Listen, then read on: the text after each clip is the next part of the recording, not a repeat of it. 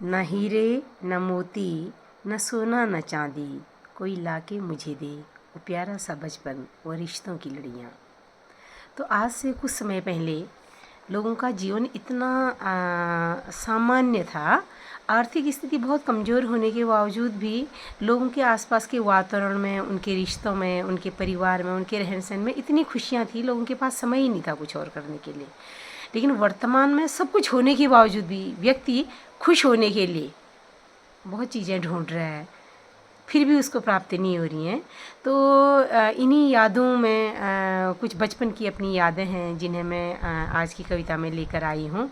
वो खूबसूरत समय जो कभी वापस नहीं हो पाता है, लेकिन उसकी यादें मुझे अभी भी बहुत प्रसन्न, मतलब मुझे अंदर से आनंदित कर देती हैं। ना हीरे ना मोती न सोना ना चांदी कोई लाके मुझे दे, वो प्यारा सा बचपन, वो रिश्तों की लड़ियाँ, वो खुशियों की फुलझड़ियाँ और वो रिश्तों की लड़ियाँ। वो जुगनों का पीछा करना बचपन में, वो जुगनों का पीछा करना, रात कितनी बाकी है तारों को देख बताना, रात कितनी बाकी है तारों को देख बताना, बुझे चूल्हे के चारों ओर पैर तान कर बैठना और ठहाका मार मार कर हंसी उड़ाना, पहाड़ी किस्सों में दादा दीदी को हराना, पहाड़ी किस्सों में दादा दीदी को हराना और फिर ठहाका मार कर जोर जोर से हंसना। रात बीत जाती फिर भी, रात बीत जाती फिर भी अम्मा के ऐण कथा ख़त्म न होते, रात बीत जाती फिर भी मेरी अम्मा के ऐण कथा कभी ख़त्म न होते। मुझे अब भी याद आती है, मुझे अब भी याद आती है वो इंद्रू मुरिया की कहानी, वो इंद्रू मुरिया की कहानी जो ओखल में सिर डालता बार बार बताती थी मेरी दादी। मेरी अम्मा एक बहुत अच्छी कहानी सुनाती थी, इंद्रू मुरिया उसका नाम था। तो उसकी कहानी, तो हम लोग जब भी हम भाई बहन सब मिलते थे तो अम्मा से बार बार वही कहानी कथा कहने के लिए कहते थे। हजारों किताबें पढ़ ली फिर भी सच पर यकीन नहीं होता, हजारों किताबें पढ़ ली फिर भी सच पर यकीन नहीं होता। कितना खूबसूरत था वो बचपन जब हर ख्वाब सच ही लगता, कितना खूबसूरत था वो बचपन जब हर ख्वाब सच ही लगता। कितना सुकून था उन रिश्तों में, कितना सुकून था उन रिश्तों में।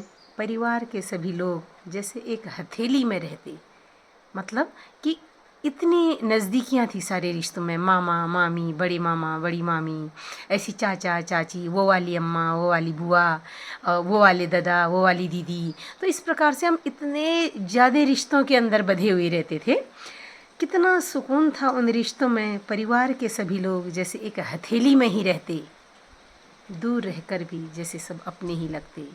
कई सालों के बाद मुलाकातें होती, फिर भी रोज़ आपस में बातें करते, फिर भी रोज़ अपने ख्वाबों में आपस में बातें करते।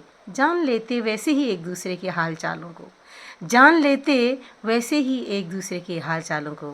कभी सपने आते तो कभी हिचकी में बात बता जाते, कभी उनके सपने आते तो कभी हमारे अपने हिचकी में अपनी बात बता जाते। और आज परिवार में मात्र 2-4 लोग, और आज परिवार में मात्र 2-4 लोग, वो भी जैसे कई हिस्सों में बिखरे पड़े हों, वो भी कई हिस्सों में बिखरे पड़े हों। साथ रहकर भी जैसे कोसों दूर खड़े हों, साथ रहकर भी जैसे कोसों दूर खड़े हों। न आने की खुशबू न जाने की आहट, न आने की खुशबू न जाने की आहट, न बातों का जरिया न देख के मुस्कुराहट, न बातों का जरिया न देख के मुस्कुराहट। न हीरे न मोती न सोना न चांदी कोई लाके मुझे दे, वो प्यारा सा बचपन, वो प्यारा सा बचपन, वो रिश्तों की लड़ियाँ, वो प्यारा सा बचपन, वो रिश्तों की लड़कियाँ। आपस में सभी इतना खुश रहते जैसे दिवाली की फुलझड़ियाँ, जैसे दिवाली की फुलझड़ियाँ। धन्यवाद।